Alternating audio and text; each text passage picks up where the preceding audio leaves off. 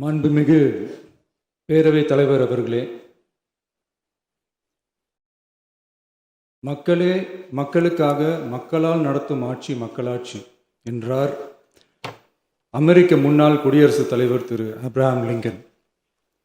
இன்றைக்கு அமைந்துள்ள மக்களாட்சி மலர்வதற்கு மக்களிடம் உள்ள பெரும் எதிர்பார்ப்பு, அவர்களுடைய எதிர்பார்ப்புகளை இப்பேரவையின் கவனத்திற்கு கொண்டு வந்து அதனை செயல்படுத்துவதற்கான திட்டங்களை, சட்டங்களை அமல்படுத்த வேண்டிய பொறுப்பு இப்பேரவைக்கு உள்ளது.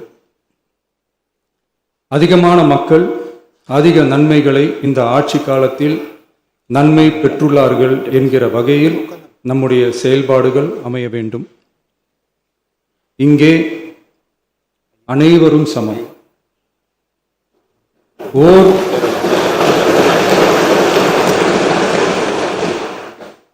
ஓர் உறுப்பினரை கொண்ட கட்சிகள் இங்கே இடம் பெற்றிருந்தாலும் அவர்களுடைய கருத்துகளுக்கும் அதிக எண்ணிக்கை பெற்ற தமிழக வெற்றி கழக உறுப்பினர்கள் தெரிவிக்கும் கருத்துகளுக்கும் சமமாகவே மதிப்பளிக்கப்பட்டு நல்லவை ஏற்கப்பட்டு அல்லவை நிராகரிக்கப்பட்டு ஜனநாயகத்தின் இதயமாகவும் மூளையாகவும் இப்பேரவை செயல்பட வேண்டும்.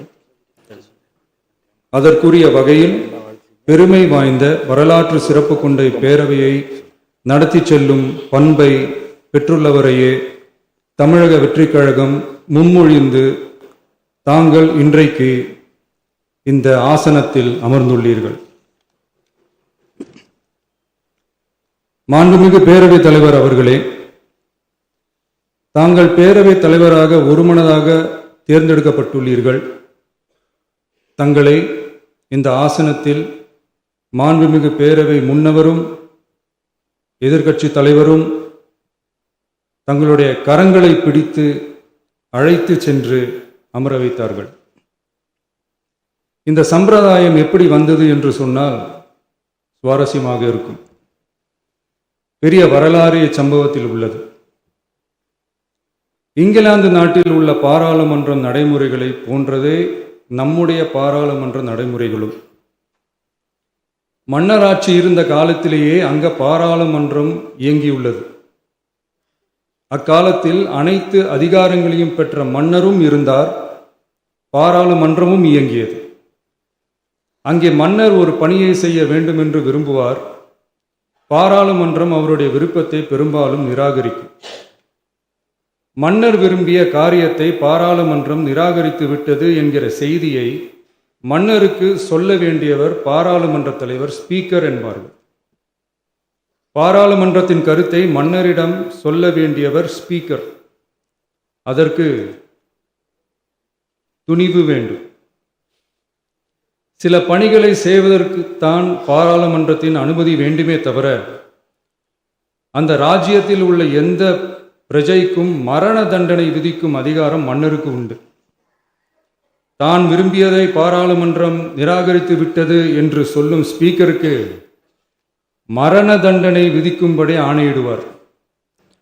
தலையை வெட்டி விடுங்கள் என்று ஆணையிடுவார்கள். இது பலமுறை நடந்ததால் யாருமே இந்த ஸ்பீக்கர் பதவிக்கு வர விரும்ப மாட்டார்கள். எனவே புதிதாக பாராளுமன்றம் அமையும் போது ஸ்பீக்கர் பதவிக்கு ஒருவர் அறிவிக்கப்பட்டவுடன் அவர் உடனே தலை தப்பித்தால் போதும் என்று ஓட்டம் பிடிப்பார். அணை முன்னவரும் எதிர்க்கட்சி தலைவரும் அவரை தடுத்து நிறுத்தி அவர் கைகளை பிடித்து இழுத்து வந்து ஆசனத்தில் அமர வைப்பார்கள்.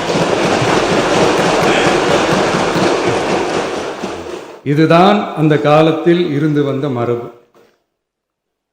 ஜனநாயக முறை ஏற்பட்ட பிறகும் இம்மரபு தொடர்கிறது. நிச்சயமாக தமிழக வெற்றி கழக உறுப்பினர்கள் அனைவருமே உங்களுக்கு உதவிகரமாகவே இருப்பார்கள் என்கிற வாக்குறுதியை இந்நேரத்தில் அளிக்க விரும்புகிறேன். பேரவையின் மாண்பையும் கண்ணியத்தையும் பேரவை உறுப்பினர்களின் கண்ணியத்தையும் காக்க வேண்டிய பொறுப்பை உங்களிடத்தில் ஒப்படைத்திருக்கிறார்கள். தற்காலிக பேரவைத் தலைவர் பொறுப்பில் மிக சிறப்பாக பணியாற்றிய நம்முடைய உறுப்பினர் திரு மூவி கருப்பையா அவர்களை சந்திக்க நேற்றுக்கு சென்றிருந்தேன்.